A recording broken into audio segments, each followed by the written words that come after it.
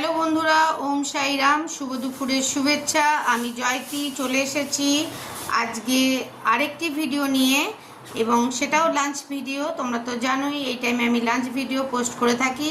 তো আজকে আমার বাড়িতে লাঞ্চ কি আছে সেটা তোমাদেরকে একটু দেখিয়ে দিই।